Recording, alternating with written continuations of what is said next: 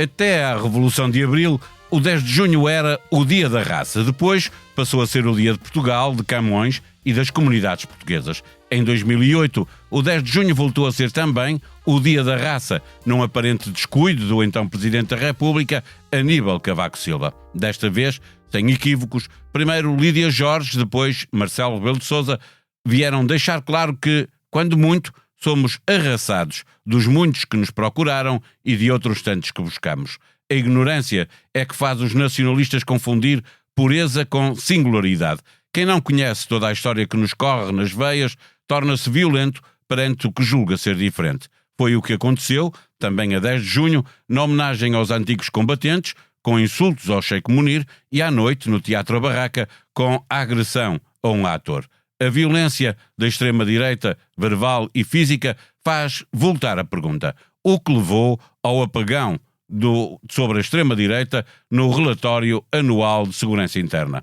A viver um processo de reconstrução, o PS já tem candidato ao lugar de secretário-geral e, se quiser, também já tem candidato à presidência da República. José Luís Carneiro e António José Seguro são antigos aliados, mas nem isso parece gerar grande entusiasmo. Lá por fora, Donald Trump saiu do buraco negro onde se tinha metido com Elon Musk e está agora envolvido num braço de ferro com o governador da Califórnia por causa do envio do exército, sem que tal tivesse sido pedido pelo Estado, para acabar com as manifestações contra atitudes prepotentes do ICE, a Polícia de Imigração. A democracia está a ser atacada, alerta Gavin Newsom. Está com o Bloco Central, eu sou o Paulo Baldaia, na moderação da conversa de Pedro Marcos Lopes com o Pedro Cisa Vieira. A sonoplastia deste episódio é de Gustavo Carvalho. Subscrever o Expresso é ter acesso à melhor informação, a uma vasta oferta de conteúdos exclusivos e à opinião de referência. Subscrever o Expresso é tornar-se membro do nosso clube, poder ser voz ativa de uma comunidade informada e beneficiar de vantagens exclusivas. Subscreva o Expresso em expresso.pt/digital. Expresso. Liberdade para pensar. Viva Pedro Cisa Vieira.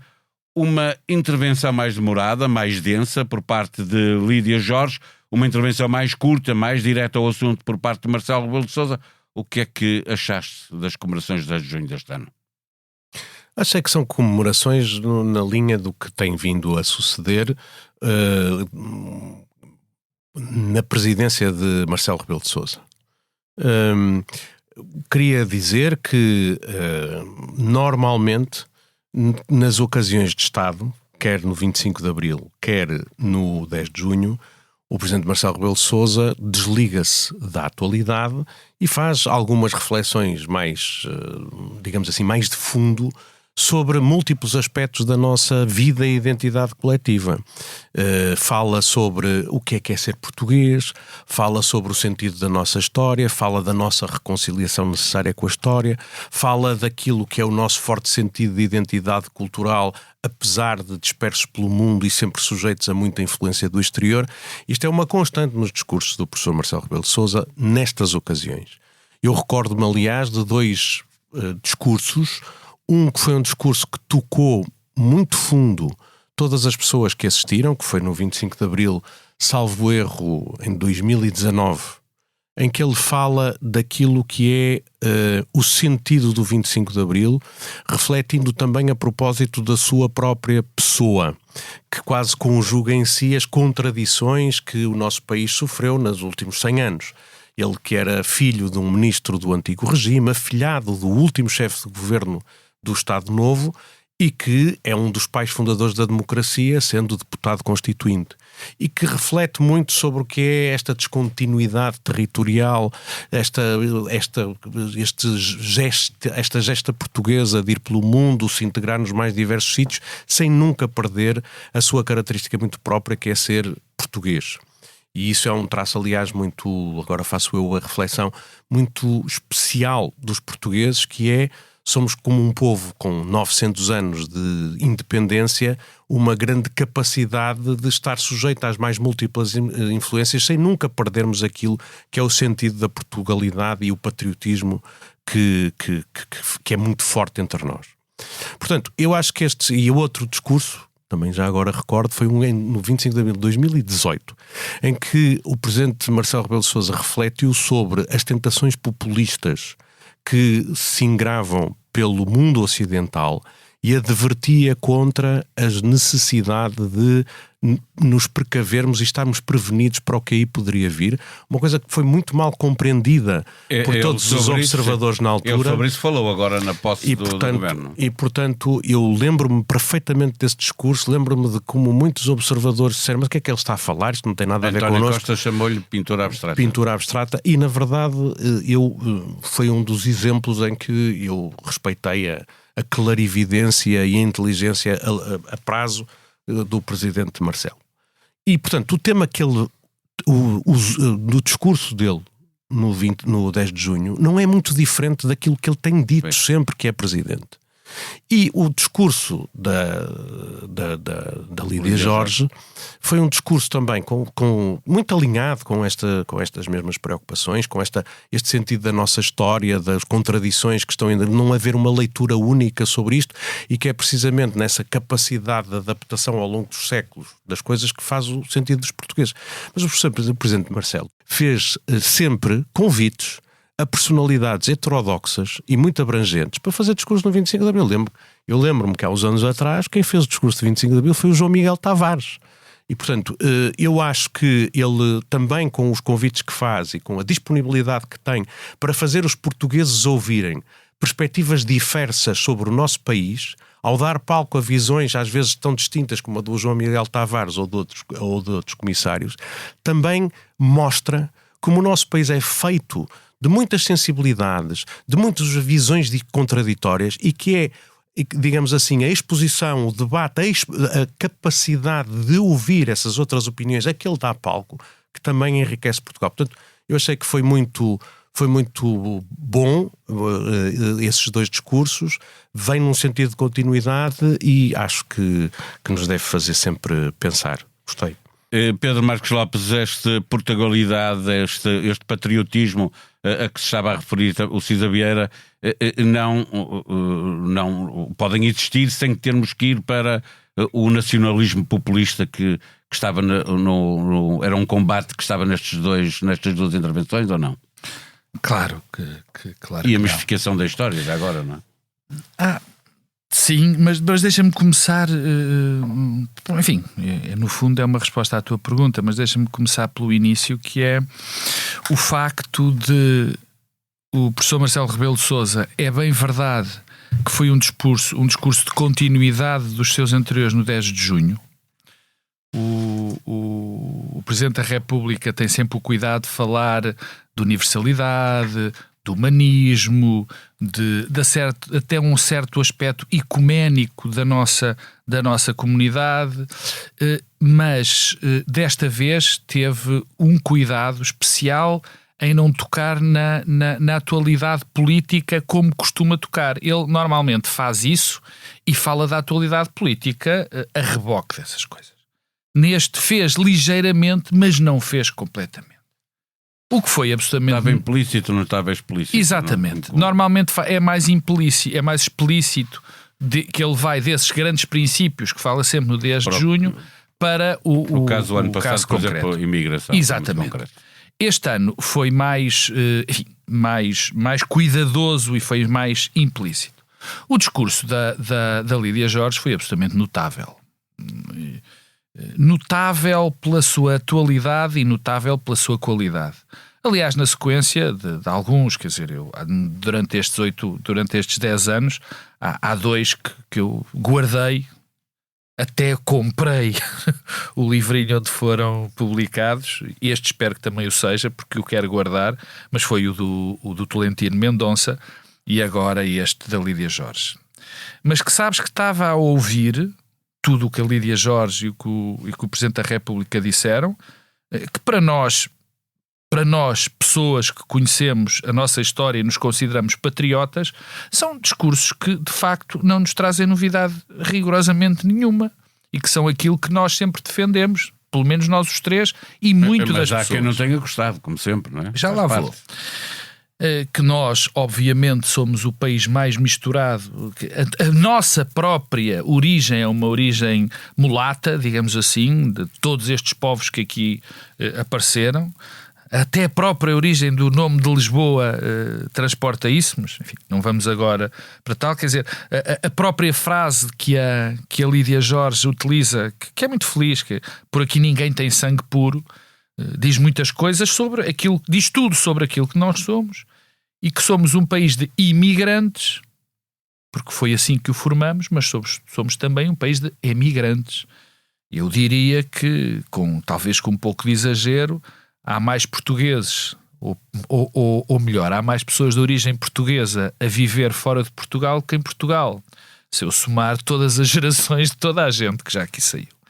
E, portanto, se somares aqueles que podem pedir a nacionalidade portuguesa de origem porque têm um avô português, estamos a falar para aí de 30 milhões de pessoas, portanto, já no conjunto.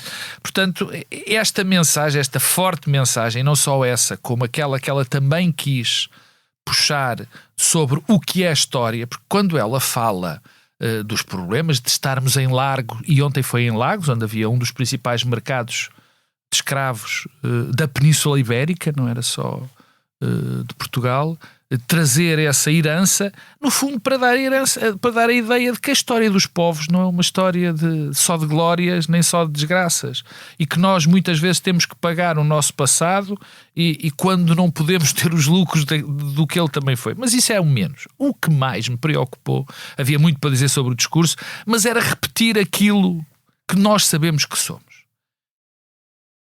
E a importância do discurso, sobretudo da Lídia Jorge, também o do professor Marcelo, é a urgência de fazer esse discurso hoje.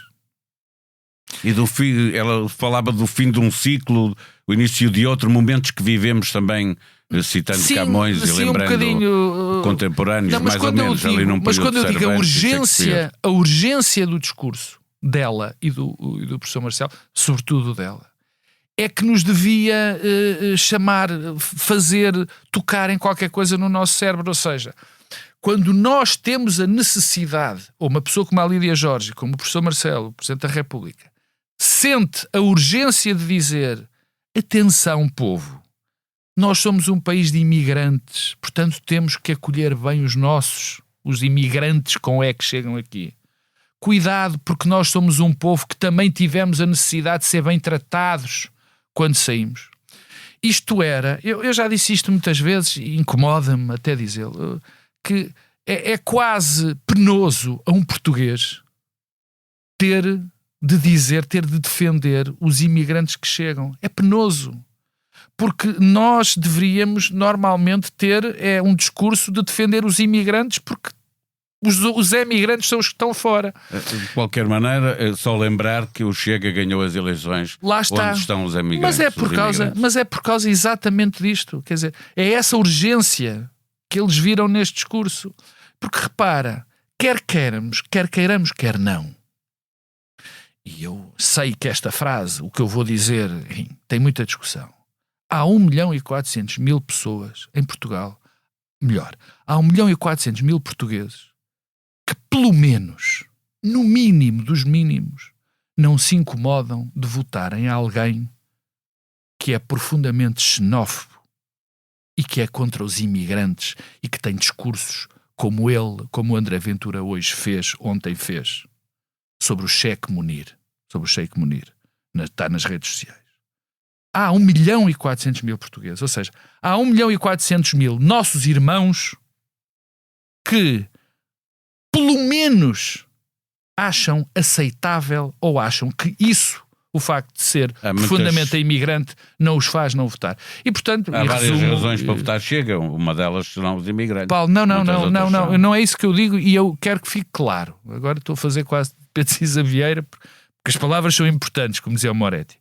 Há 1.400.000 pessoas votando que, pelo menos, seja qual for a razão, não se sentem nada incomodadas em ter votado numa daquelas pessoas para ser seu representante. E eu acho que esta urgência, peço desculpa de repetir o termo, esta urgência destas duas figuras portuguesas, enfim, que são quem são, de tocarem nestes temas, diz tudo sobre o momento em que vivemos. César Vieira, no entretanto, em Lisboa, 2 episódios a mostrar que o radicalismo nacionalista está aí ao virar da esquina. Na cerimónia de homenagem aos antigos combatentes, o Sheikh Munir foi insultado, Gouveia de Melo acusado de estar com traidores. À noite, violência física, e um grupo descrito como neonazi insultou vários atores à porta do teatro A Barraca, um deles foi agredido. Fez bem Gouveia de Melo em pôr paninhos quentes pela manhã, salientando que o momento era de união e não de desunião. Podia ter ido mais longe. Quero falar disto com muito cuidado, porque, por um lado, quero dizer que qualquer dessas coisas são inaceitáveis, mas, por outro lado, também pôr em contexto e relativizar. O que é inaceitável? Uma pessoa ser agredida, seja em que circunstância for, seja por que motivo for, seja porque está à saída de um futebol e é de uma claque diferente, ou seja porque é um travesti ou é um homossexual, são coisas que sempre aconteceram. Sempre aconteceram. Nós sempre tivemos agressões físicas e crimes de ódio, porque quando alguém do Porto bate em alguém do Benfica, ou vice-versa, ou quando alguém agride e mata com agressões uma pessoa porque é uma pessoa transgênero, ou porque tem uma opinião política diferente, é sempre inaceitável. Seja qual for o motivo, se nós condenamos as agressões, quando elas são motivadas por coisas que não têm a ver com a pessoa do outro, mas o que ele é exteriormente, isso é sempre inaceitável. É um crime. E as pessoas têm a noção de que estes crimes muitas vezes são olhados com alguma tolerância ou com alguma indiferença. Não são. São mesmo coisas insuportáveis, porque nós não queremos crime e insegurança na nossa sociedade, e o Estado tem que dar respostas a isto, a começar pelas forças de segurança e a continuar pelo aparelho de justiça, que muitas vezes dá a noção aos cidadãos que não investiga, não está interessado em reprimir determinado tipo de comportamento. Portanto, a primeira coisa, isto é inaceitável. A segunda coisa é mesmo pôr em contexto. Isto não é novo. E nós não podemos, porque estamos preocupados com alguma coisa, perder a capacidade de olhar os factos de frente. Não é, o que eu quero dizer é o seguinte: quando estamos a pensar no homicídio da Gisberta ou aquele homicídio, aquele crime de ódio racista, o Alcino Monteiro, etc. Todas essas coisas. Faz agora décadas que isto aconteceu. Estas manifestações retrógradas, saudosistas, nas manifestações de antigos combatentes também acontece. Os antigos combatentes não são todos saudosistas do antigo regime, ou aqueles que acusam, que apontam o dedo aos cobardes que fizeram o 25 de Abril porque não queriam combater na guerra, ou que abandonaram as colónias. Essas coisas sempre existiram. Sempre existiram. E, portanto, nós temos que continuar a dizer essas coisas são erradas, mas não é uma coisa nova. O que é novo, e, portanto, eu devo dizer que, pronto, quer dizer, insultaram o almirante Gouveia Melo porque estava ali com traidores. Quer dizer, traidores porquê? Porque é um português que nasceu em Moçambique. O almirante Gouveia Melo também nasceu em Moçambique. Também é português. Portanto, essas coisas, quer dizer, o Sheikh Munir é tão português, nascido naquilo que era Portugal na altura, como o almirante Gouveia Melo.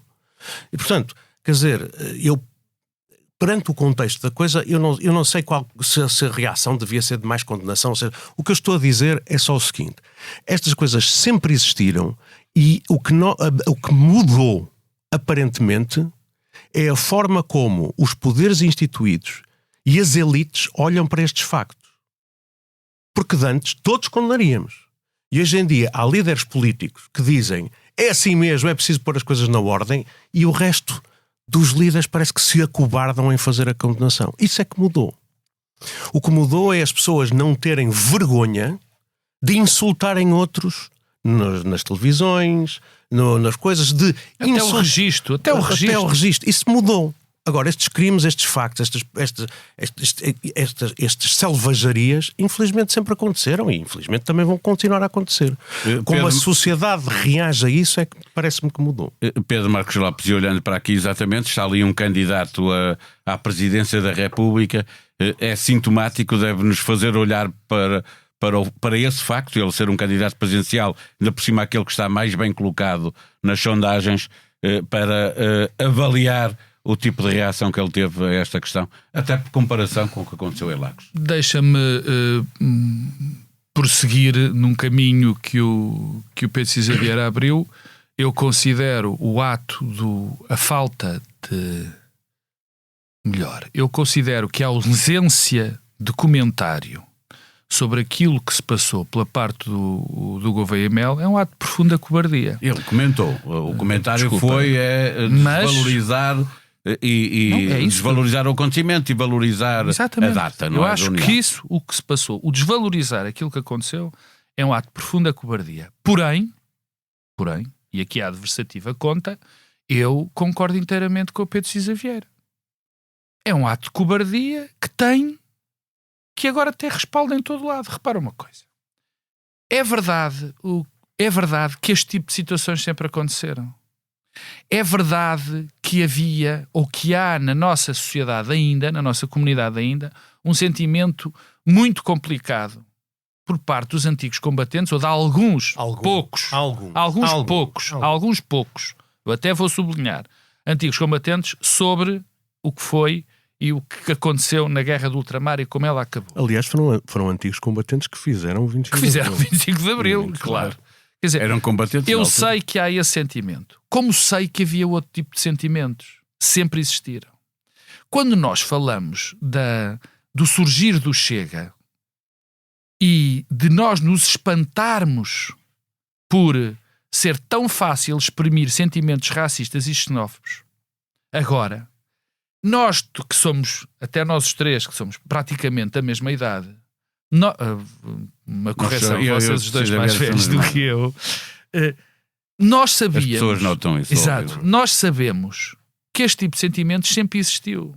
E que nas nossas conversas e que nas nossas estadias na rua, que nos cafés, sempre houve este sentimento racista e xenófobo. Agora é uma novidade. As pessoas não têm vergonha de exprimir isso.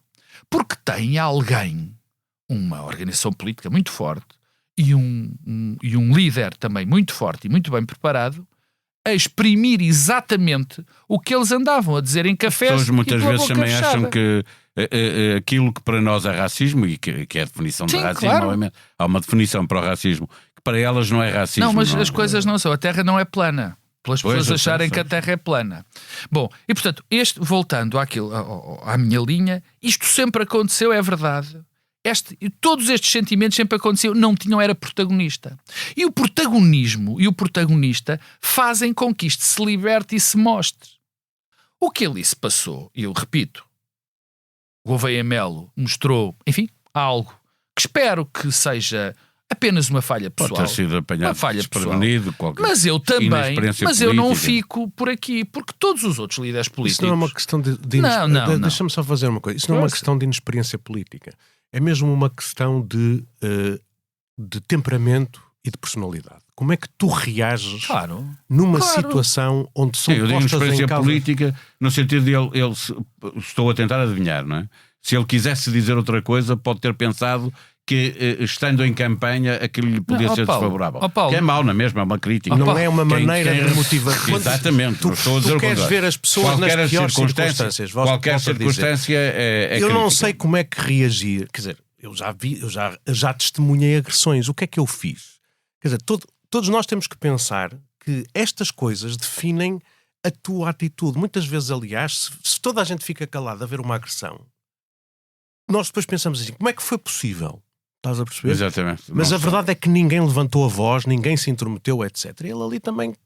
Quer dizer, o que eu estou a dizer é estas coisas definem uma personalidade. Porque há pessoas que levantam a voz e dizem isto não pode ser assim. Eu lembro-me de tu, dizeres aqui, eu, enfim, tendo a concordar, que é que os políticos vêm-se nos piores momentos, não é nos melhores momentos. Bom, e portanto esse ato... Não é nos momentos encenados, não é quando estão em campanha. Exatamente, esse ato foi acompanhado, porque repara uma coisa, eu não acho normal, numa situação destas, e a política faz-se num momento concreto, não se faz vagamente no abstrato. Eu não acho normal, hoje estamos a gravar na quarta, portanto espero, nessa altura já ter acontecido alguma coisa, que José Luís Carneiro, Luís Montenegro, todos os líderes dos 9 partidos que estão representados na Assembleia da República tenham uma reação. Uma já tivemos. Não, já houve quem reagisse. Não. Já reagiu, o Bloco já reagiu. Desculpa, dos que mais importantes, tens razão. Uma pessoa reagiu. André Ventura reagiu. Disse que era incrível como é que uma pessoa, um muçulmano, está nas redes sociais, as pessoas podem ver, como é que o muçulmano discursava, que aquilo no fundo era uma provocação. Um muçulmano discursar no dia 10 de junho. Isto foi dito. Vão ver. Queres ver que a guerra colonial estão a confundir com as cruzadas ou qualquer coisa? Portanto, isto é abrir, porque eles abrem.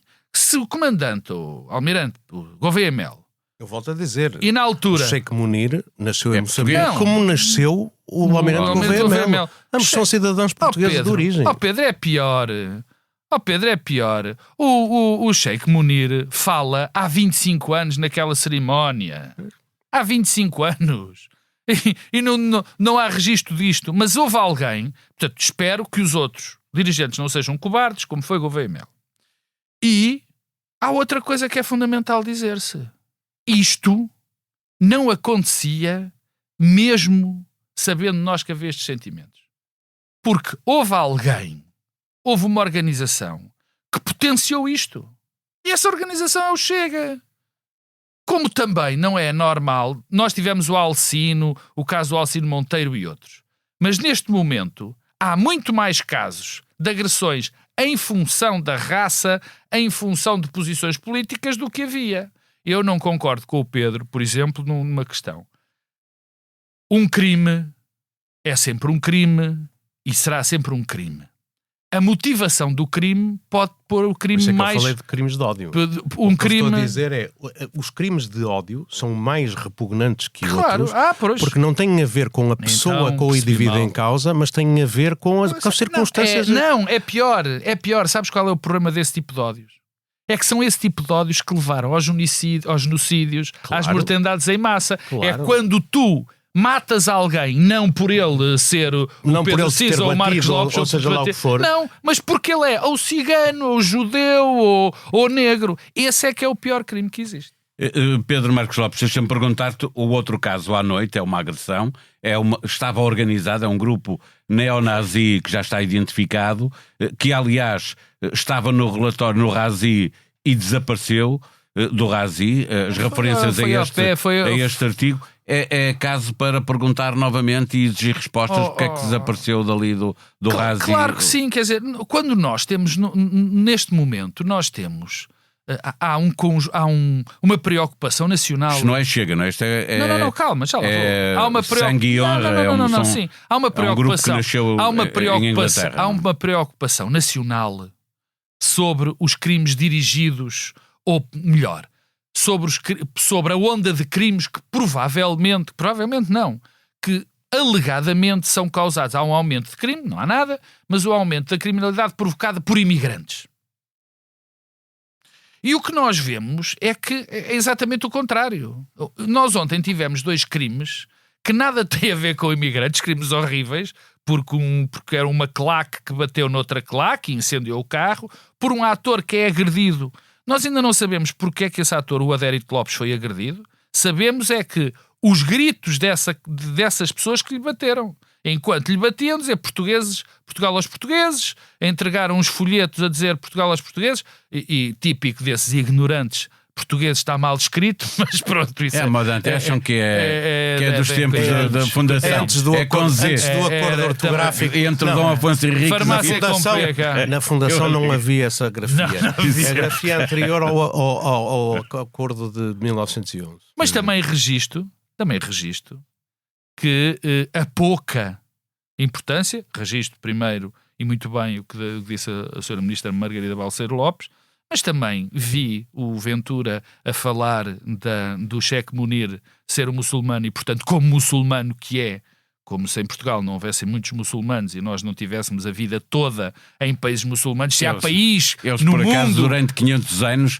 dominaram metade do país aqui em Espanha. Paulo, desculpa, se há país Se há país... Aliás, Se há há quem país- há quem diga que precisamente a sul do Tejo são todos mouros. Exatamente. Não, a sul do Tejo não. A sul do Douro. A sul do Douro. Disseste mal. A sul do A sul Tejo. Gaia do já é Douro. Marrocos. Gaia já é Marrocos. Não, mas se há Mas isto são país... piadas de futebol. Se há país que tem ligação ao povo muçulmano... Não há povo muçulmano. Não, desculpa. Não há povo não, muçulmano. o erro é a declaração. Mas, Se há país que tem... Não é claro que é um erro na declaração, não há povo, há povos. Agora, se há país que tem relações com países onde há uma larga maioria de muçulmanos, das várias diferenças de muçulmanos que há, é Portugal. Pelas más e boas razões. Se há muçulmano, nós temos muitos muçulmanos. Tivemos países de maioria muçulmana, que eram países ex-províncias portuguesas. Guiné, uma grande representação em Moçambique. Mas afinal, de que fala deste tipo? E, portanto, todo este clima gera o que Sim, gera. eu só queria dizer o seguinte, que é assim, tudo isto, e nós vamos voltar a falar disto, esta noção de que se gera insegurança, e vamos lá ver, sabemos que estes grupos de neonazis que pululam por aí querem precisamente criar uma sensação de ódio e de insegurança dentro das sociedades, porque isso gera divisão e isso gera desconfiança nas instituições. E a única maneira que as instituições têm de responder a estas coisas é mostrar que estão atentas ao tema da segurança. Eu já falei disto aqui muitas vezes. A percepção de insegurança tem mesmo que ser combatida. E a maneira de combater cabe às autoridades, não cabe a mais ninguém. E é perante a inoperância das autoridades, das forças de segurança e das autoridades judiciais que o povo se rebela. Eu percebo perfeitamente que a própria ideia de que uma mãe que trabalha e tem um filho a passar na rua e não sabe se vai ser assaltado ou se vai encontrar traficantes de droga, uma pessoa que sai à rua e que tem medo de se confrontar com pessoas que têm aspecto ameaçador, isso só se diz, essa noção de insegurança instala-se e alimenta uma outra coisa, que é a noção de que o Estado não funciona, não está ali para responder aos problemas das pessoas. Isso só se combate com agentes das forças de segurança na rua, ação rápida e decidida das autoridades judiciais e depois o próprio espaço público ter outro tipo de qualidade, estar bem mantido, estar limpo, estar asseado, haver presença, ter luz à noite. Essas coisas, entre a Câmara e o Estado, essas coisas é que contam para combater a percepção de insegurança. Não é fazer discursos ou dizer que estamos a fechar a porta aos imigrantes. Ou fazer grandes operações. Não, olha, temos, por exemplo, deixa-me só dizer isto, porque as grandes operações podem ser necessárias, mas não substituem a necessidade de estar todos os dias lá. Nós agora estamos a ter... E ruas limpas já agora. Repara o seguinte, nós estamos a ter péssima publicidade internacional por duas coisas que são críticas para a imagem do país.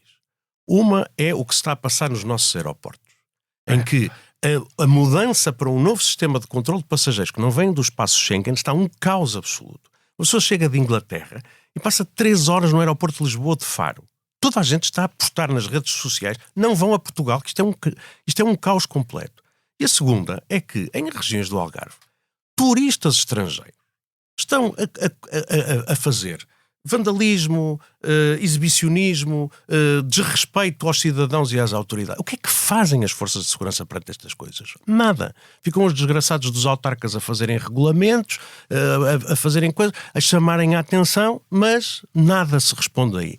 E, portanto, eu digo, uma coisa são grandes operações que podem ser necessárias, mas o mais importante é mesmo todos os dias vermos os agentes das forças de segurança na rua a assegurar que as pessoas podem estar em tranquilidade, a beneficiar, a usufruir o espaço público, a circular com os outros que não conhecem, sem ter medo e sem se sentirem incomodadas. Isto é uma função do Estado e é aqui que o Estado está a falhar. Em bom rigor, eu tenho a necessidade de falar disto, porque já aqui falei de outras. Eu sou um frequentador da zona do Martim Moniz, porque gosto de comida chinesa e gosto de comida indiana. E o que eu tenho visto no Martim Moniz nos últimos meses é verdadeiramente assustador. E assustador não pela dimensão de dos assaltos que há, porque, enfim, não me parece que tenha havido grande crescimento desse nível, mas por 2 tipos de pouco cuidado. O cuidado na limpeza, as pessoas tendem a sujar menos quando veem as coisas limpas. Exatamente. E a sujar mais quando veem as coisas sujas. Mas das broken windows. Obviamente. E a zona do Martim Moniz está um lixo. Além de que há neste momento um problema grave com a droga naquela zona. Com o crack, com o facto de muita gente, porque de alguns... Carlos Moedas já pediu mais uma vez intervenção ao governo. Eu não quero que o Presidente da Câmara seja uma pessoa que se limita a fazer queixinhas. Já e vou. Não é um queixinhas, é fazedor. Há um problema com algumas comunidades de imigrantes, de rapazes que vêm sozinhos e que caem com muita facilidade em drogas baratas, como o crack e outras. E já é um problema naquela zona. Nós vemos dezenas, centenas de miúdos, de gente nova, imigrantes, a cair pela rua, quer dizer, completamente ou drogados ou à procura de droga, que é uma situação muito preocupante. O que é que eu nunca vejo ali? Nunca. Polícia. Nunca vejo. As vezes que se vê polícia é quando eu chego e está a haver uma grande rusga qualquer. Eu não vejo polícia de proximidade. Ou então gratificados à porta dos hotéis. Ou então ali ao pé do Mundial, por exemplo. Não vejo polícias. Eu de antes via, nós até brincávamos quando éramos novos, que eles andavam sempre aos pares. Até lhes chamavam uns nomes engraçados, não era? Não há. Voltaremos a este assunto, infelizmente. À questão da segurança, à questão dos nacionalismos, à questão dos extremismos. Cada vez mais, infelizmente. José Luís Carneiro já apresentou oficialmente a sua candidatura à liderança do PS. Não se vê que vai ter concorrência, mas não traz grande entusiasmo. Pedro Marcos Lopes, agora que todos lhe pedem que colabore, que deixe o governo governar, não corre ele o risco de lhe acontecer o mesmo que aconteceu a António José Seguro e acabar por ser corrido com acusações de colaboracionista? Eu espero que não. Primeiro eu vou dizer aquilo que eu gostaria que acontecesse. O que eu gostaria que acontecesse, vou repeti-lo pela enésima vez, é que o Partido Socialista tivesse uma liderança forte, que o Partido Social Democrata tivesse uma outra liderança forte e que esses fossem os 2 polos da política portuguesa. É por isso que eu luto e tenho aqui a minha microbandeira que me cabe aqui no meio de um dedinho e que hei de fazer campanha até poder. É isso que eu quero. Agora, nós estamos numa circunstância muito especial, de facto. E o Partido Socialista, que tem urgentemente de se reavaliar, de pensar, de construir uma plataforma, de chamar novos pessoas que perdeu, segmentos que perdeu, precisa de fazer de facto essa reflexão. Só que eu não sou daqueles que acham que reflexão se faz porque sim. Isso não acontece, nunca aconteceu. As coisas têm que ter tensão. É por isso que na altura, e volto a dizer hoje, acho que o Partido Socialista dá uma imagem horrível, uma imagem péssima, uma imagem que não faz as pessoas voltarem a confiar que não estão no lá Partido todas Socialista, as partes do Partido Socialista a discutir, não é? Claro, quer dizer, a discussão, a democracia é um regime onde é fundamental a conversa, é fundamental haver polos, mas polos normais, que é onde se debate as várias ideias. Se tu tens que tentar arranjar uma reflexão por ela própria, isso não acontece. Pode haver muito boa vontade. Portanto, eu volto a criticar de uma maneira clara pessoas como o Fernando Medina, pessoas como a Mariana Vieira da Silva, pessoas como o Eduardo Cordeiro, que estão claramente descontentes.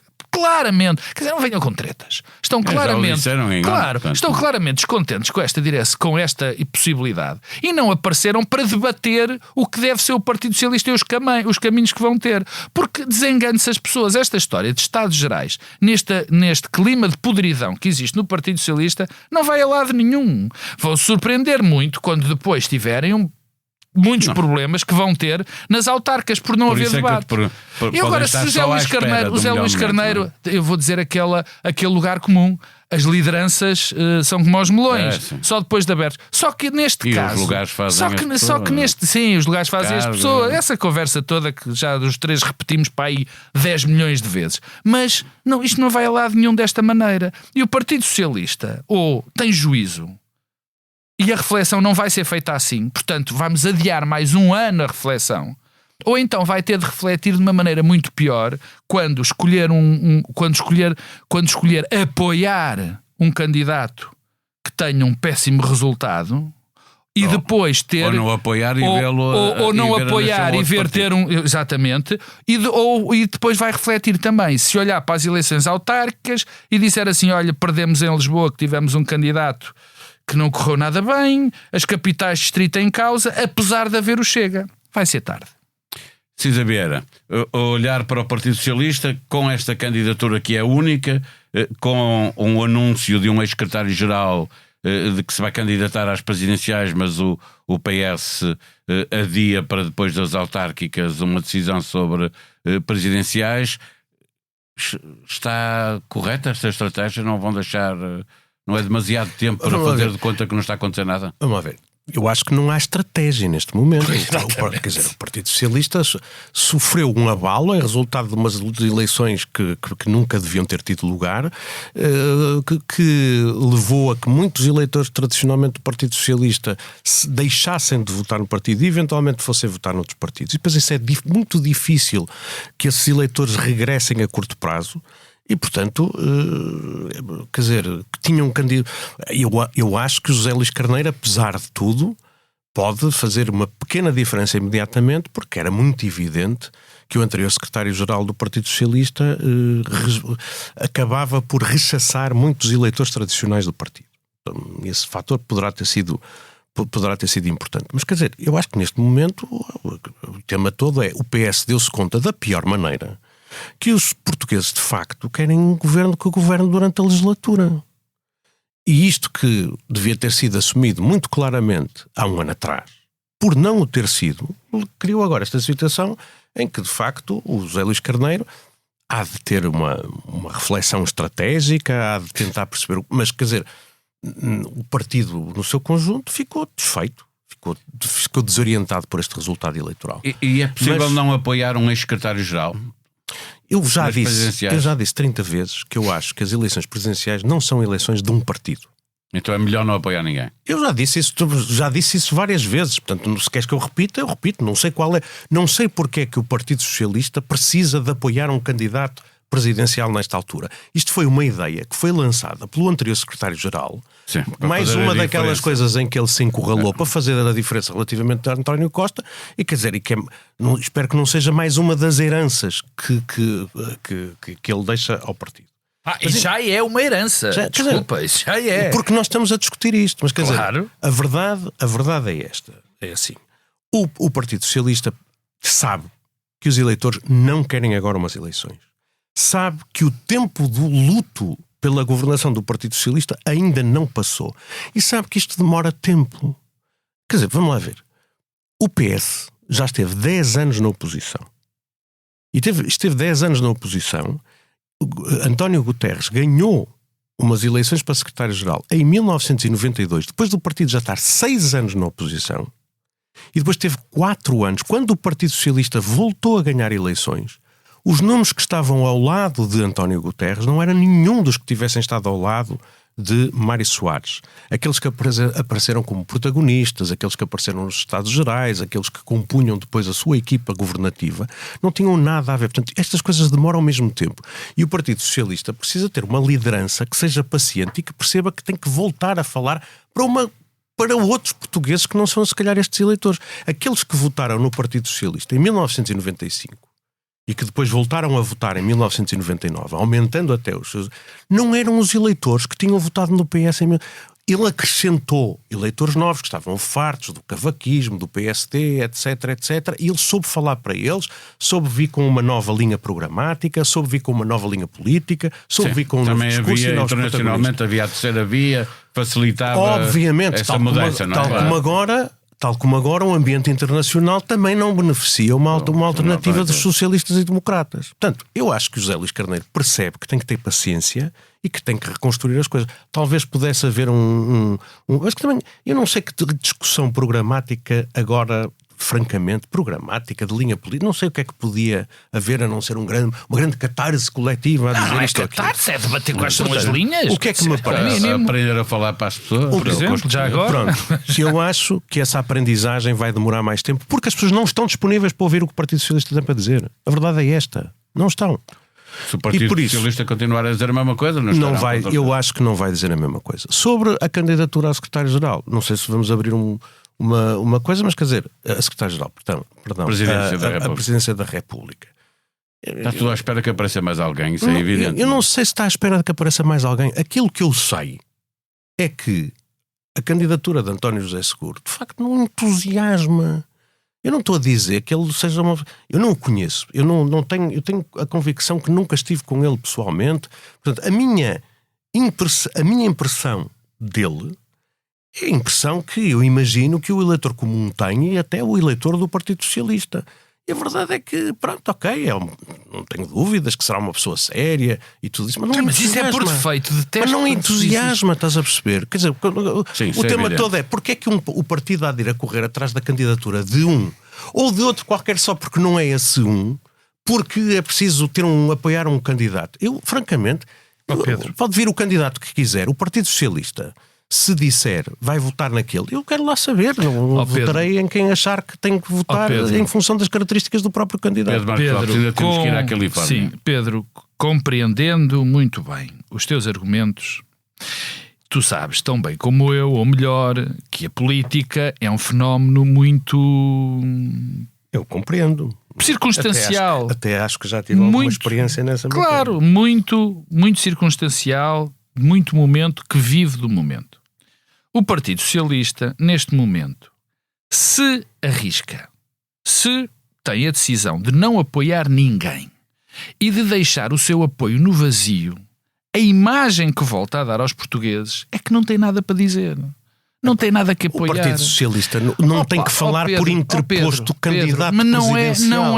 Não é por interposta pessoa. Não vai falar ao país através da voz de um candidato presidencial, pode nem ser do partido. Pedro, não é por aí. Não é por aí. O que eu digo é que o Partido Socialista não se pode demitir nesta altura de quê? De apoiar um candidato? De apoiar um candidato. Está bem, pronto, achas tu? Claro, quem é que havia de ser? Havia de ser o Papa. Como vais participar na Comissão Nacional do Partido Socialista que vai tomar essa decisão, tens uma palavra Pedro, por essa ordem de ideias nós tínhamos que participar em todos uns fora que acontecem neste país sobre todos os assuntos. Não é isso. O que eu digo é que neste momento da vida do Partido Socialista, demitir-se de tomar sequer uma atitude de exprimir o seu apoio, acho muito perigoso. Mas eu digo, vai exprimir o seu apoio e tenho uma convicção. Tenho a convicção segura que nem esse apoio vai ser entusiástico por nenhum candidato que possa aparecer, nem vai fazer mover num sentido ou noutro o eleitorado tradicional do Partido Socialista. Aqueles 2 milhões de votantes vão dizer: está bem, achas que eu devo votar nesse? Não, olha, eu voto em quem achar. Quer dizer, por essa ordem sempre foi assim. Por essa ordem de ideias, nenhum partido alguma vez tinha apoiado um candidato, Pedro. Realmente, quer dizer, não é obrigatório que não é obrigatório que não sequer. Não é. Com o Pedro. Quantas vezes isso aconteceu? Era desejável que não o fizesse. Desculpa lá, quantas vezes aconteceu no Partido Socialista e no PSD? Uma ou duas. Que não apoiar. Foi sempre a apoiar o adversário. Claro. Foi Cavaco para apoiar Soares. Claro. Não, e eu Costa lembro-me agora, Marcelo. Nesta altura de... O PSD é mais. O PSD apoiou, quando era secretário-geral, quando era presidente do partido, Cavaco Silva, apoiou expressamente a candidatura de Mário Soares. Apoiou expressamente. Apoiou expressamente. Declarou o apoio à candidatura de Mário Soares. À recandidatura de Mário Soares. Pelo contrário, o Partido Socialista, já mais do que uma vez, não tomou posição, não apoiou nenhum candidato e até permitiu que vários candidatos do partido pudessem receber o apoio institucional com os meios do partido. Quando existiram, por exemplo, 2, o Partido Socialista apoiou 1. Salgado Zenha. Não. Na altura, por exemplo. Não. Salgado Zenha já tinha saído do partido. Já foram muitas eleições. Isso aconteceu nessas eleições do PCP. Nessas eleições, o Salgado Zenha não foi apoiado pelo Não foi apoiado pelo PS. O PS apoiou Mário Soares. Onde isto aconteceu foi quando foram candidatos Maria Belém Roseira e salvo erro Manuel Alegre. Já não... Sim, e Manuel o Alegre. partido não Manuel apoiou Alegre. nenhum dos candidatos, mas os quadros do partido e até meios do partido foram utilizados por ambos.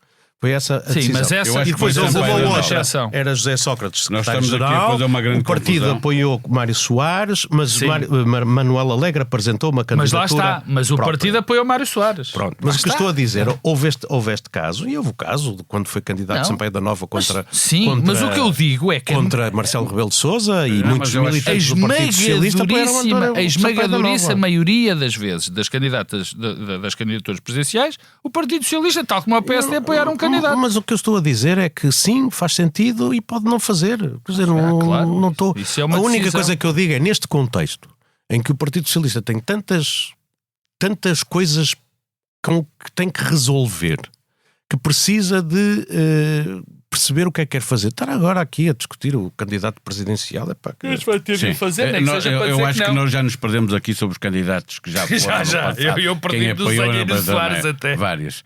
Bem, vamos dar um salto à Califórnia antes de fecharmos o programa. Donald Trump já conseguiu passar o Musk para segundo plano, não lhe quis dar atenção, meteu lá numa gaveta do esquecimento e ele lá ficou. Ele ontem já veio pedir desculpa. Quase não.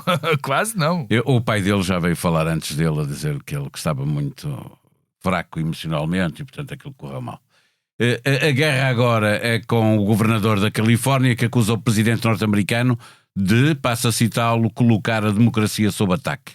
Ele disse que a decisão de Trump de mandar a Guarda Nacional, o Exército, para a Califórnia foi feita sem o seu apoio e avisou que a Califórnia pode ser a primeira, mas não será a última, não termina por aqui. Sobe de tom a ameaça para a democracia norte-americana, precisa ver. Isto tem precedentes, não é?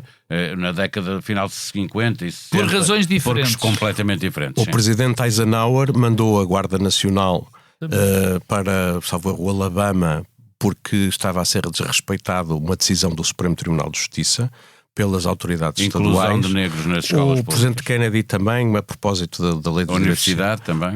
Mas o tema que nessa altura aconteceu foi que basicamente estava em causa o cumprimento de uma decisão do Supremo Tribunal de Justiça, que não estava a ser respeitada pelas autoridades estaduais. Não é exatamente aquilo que se passa aqui e, portanto, o paralelo acaba, digamos assim, no facto de não ter o acordo dos governadores. No facto de não ter o acordo dos governadores.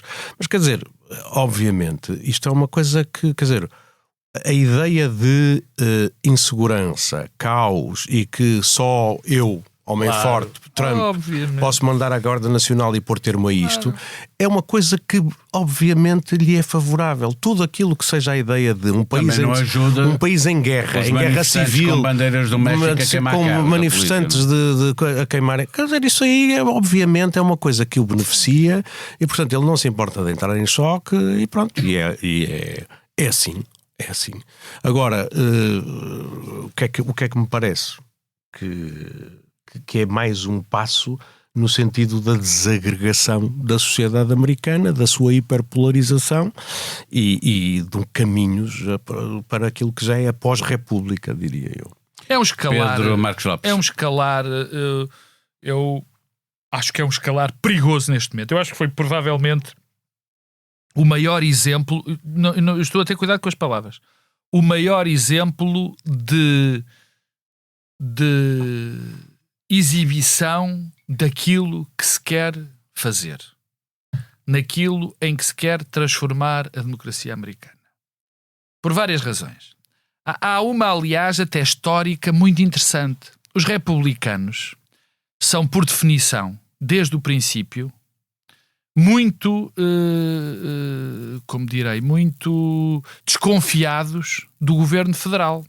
Se há coisa que os republicanos se identificavam era menos governo federal, let's swamp, vamos até secar o pântano de Washington, também por uma vontade de não interferência dentro dos Estados. É não só histórico isso, está na raiz do Partido Republicano, como sempre foi uma bandeira desse próprio partido. Quer dizer, originalmente era do Partido Democrata. Sim, mas como sabes, mudou. O que hoje se passa tem dois objetivos. O primeiro é mostrar que o homem forte consegue controlar o país. O segundo é... Só o homem forte consegue. É a Califórnia, não é? Que é só o estado mais... É o maior estado. E é o mais odiado para aí a nona ou a 10ª potência do mundo, não é? De antes era a 8ª, mas penso que já foi ultrapassado pelo Brasil. E é sempre nos Estados azuis. Os Estados azuis vão ser os Estados que vão estar em causa. Eu não duvido que se existir mais um problemazinho, se houver Já manifestação onde se incendem um carro em Nova Iorque, Nova Iorque também já vai ser a mesma coisa. E portanto, isto é um passo da alteração das próprias regras, apesar de já ter existido. Eu lembro que, por exemplo, no caso do presidente Eisenhower, era para que fossem executadas leis. Decisões. O Tribunal de Justiça disse que as crianças tinham que frequentar escolas. Exatamente. Não podiam ser segregadas. Não é neste caso. E a marcha e tudo mais. Na sequência dos direitos civis. Isto é completamente diferente. Isto é para provar que há uma autoridade. Portanto, são dois passos. É este passo. E também há que dizer, o caminho que se está a seguir, o caminho que está a seguir também o governador do estado da Califórnia, aquela confrontação completa, o facto de ter posto já em tribunal a decisão, vai ser gasolina completa em palha seca. Isto não vai parar, ele vai crescer ainda mais esta interferência e nós vamos ter uma circunstância que o Pedro já previu primeiro, que é o princípio do fim da democracia liberal americana como a conhecíamos. Bom, antes de irmos ao Bloco Central de Interesses, queria só lembrar que os Estados Unidos já assumem que não procuram condições para a existência de um Estado independente da Palestina. O apoio, isto foi o embaixador dos Estados Unidos em Jerusalém, que é onde ele está. O apoio militar à Ucrânia de todo o Ocidente está em regressão. Pergunto aos dois se alguém quer deixar alguma nota sobre estes dois conflitos. Porque eu só quero dizer uma frase. Lembrar as pessoas que eles estão aí. Eu só quero dizer uma frase. Só uma frase. Chega de dizermos que existe uma guerra na Palestina. Em Gaza, sim. Em Gaza. O que existe neste momento em Gaza é uma campanha de extermínio de um povo. E portanto não há guerra nenhuma. Não há dois lados. Eu por acaso não disse que havia. Não sei que sim. Eu sei que sim. Eu disse que há uma guerra. Eu disse que há uma guerra. E que o problema é que, neste momento, Israel já ultrapassou todas as barreiras de que uma guerra deve ter. E, portanto, está a praticar crimes de guerra, que são crimes contra a humanidade, e crimes contra a humanidade, pelo qual os responsáveis devem ser perseguidos e punidos. Pronto. Sim. Ou seja, aquilo que pode começar... Aquilo que, aliás, que é uma guerra de há muitos anos, neste momento ultrapassou todas as barreiras e é preciso ser denunciado como tal. Aproxima-se o fim de mais um episódio. E sobre a Ucrânia, é uma guerra que também não acaba. Quer dizer, e neste momento, para mim, é muito evidente. Isto está a correr muito mal à Ucrânia agora. Mesmo que o presidente Trump não apoie a Ucrânia, lhe retire apoio, aquilo não vai acabar. Não vai acabar. Aliás, o território é demasiado grande para ter uma hipótese de ser ocupado. Não fechamos sem as sugestões culturais dos dois comentadores residentes. Livros para ler, aproveite e visite a Feira do Livro de Lisboa até o dia 22 deste mês, a do Porto é só no final de agosto. Teatro para ver, aproveite, seja solidário com as atrizes e os atores de A Barraca e este verão, veja o que estiver lá em cena, mas também cinema, concertos, exposições. Pedro, precisa ver qual é a tua proposta. A minha proposta é uma novela que eu li durante este fim de semana. A novela é um género literário muito sedutor. Não é um conto, que normalmente é só um episódio, não é um romance com muitas personagens e com um grande volume. É uma coisa muito concisa, muito curta, que é uma novela lindíssima, de que eu nunca tinha ouvido falar, que é de 1971, escrita por um escritor inglês, que era originariamente alemão, de ascendência judaica, e que teve que fugir da Alemanha em 1933. E esta novela chama-se Reencontro e foi, não sei se agora republicada, é uma coisa lindíssima, muito bem escrita, é um prazer mesmo de todo lado, e que se chama Reencontro. Esta novela narra a história de um rapaz, aquilo é escrito por um narrador, que se percebe que agora é um adulto, já na meia-idade, e que recorda o momento em que aos 16 anos encontrou um amigo. O narrador era judeu, filho de um médico que tinha combatido na Primeira Guerra Mundial, Cruz de Ferro, um defensor da Alemanha, etc., e que testemunhou e que encontrou um amigo na sua turma, e que depois, a ação passa-se em 1932, e em menos de um ano todas as certezas que aquela família, aquele narrador tinham, são postas em causa. E ele nem sequer se apercebe como é que de repente tudo se torna tão hostil, tão violento. E isto é escrito por um escritor que ele próprio passou por isso. E esta novela é muito atual. Se forem à Feira do Livro, comprem. É muito bonito, lê-se muito depressa. Qual é a editora? A editora, julgo que é a Presença. E o autor chama-se Fred Ullman. Era um pintor que escreveu algumas coisas, entre as quais esta magnífica novela. Pedro Marcos Lopes, e que música vale a pena ouvir ou ir procurar para ouvir? Esta semana é a semana do Primavera Sound, que é sempre o meu festival favorito, a que eu este ano não vou. com muita pena minha. Espero que ao menos eu Começa esta quinta, não é? Começa esta quinta, e logo com os extraordinários Fountains DC, mas o facto de eu não ir pode ser que eu seja a pessoa que fazia com que chovesse sempre no Primavera Sound. Portanto, eu não vou. São Pedro, podes não mandar chuva, que vai haver muita gente que vai gostar. E além de, enfim, todas as bandas que vão estar são aconselháveis, umas gosto mais, outras gosto menos, mas eu vou aconselhar um concerto de uma intérprete portuguesa que eu gosto bastante, que é... Há vários portugueses, isso é bom sinal. Este ano há vários portugueses, e eu vou... Eu lembro aqui há 2 anos que tu ficaste do Paulo Baldaia todo contente e que foste logo ver um dos tipos que também vai este ano, o David Bruno. Lembras? O rapper do pé da nossa terra, um tipo excelente. Desta vez é uma mulher, é a Garota Não, que eu vou aconselhar. A Garota Não fez um álbum muito bom, muito bonito, em março de 2005, que se chama Fairy Gold. De 25. Desculpa? E 25. 2020, é de agora. Eu disse o quê? 2005. 20 anos. Coitadinha, esse que ainda a Garota ainda nem sabia tocar. Mas já tinha nascido.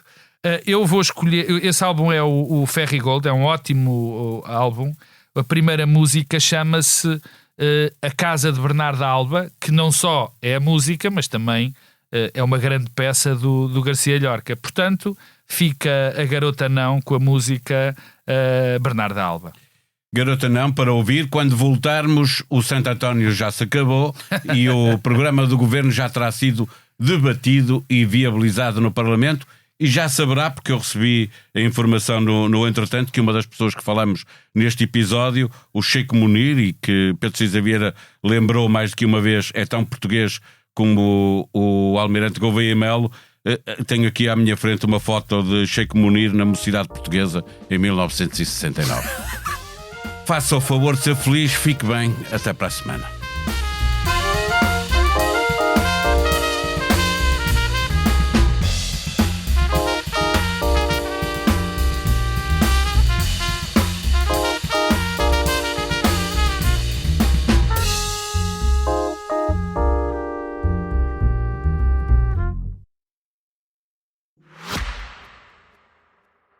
Subscrever o Expresso é ter acesso à melhor informação, a uma vasta oferta de conteúdos exclusivos e à opinião de referência.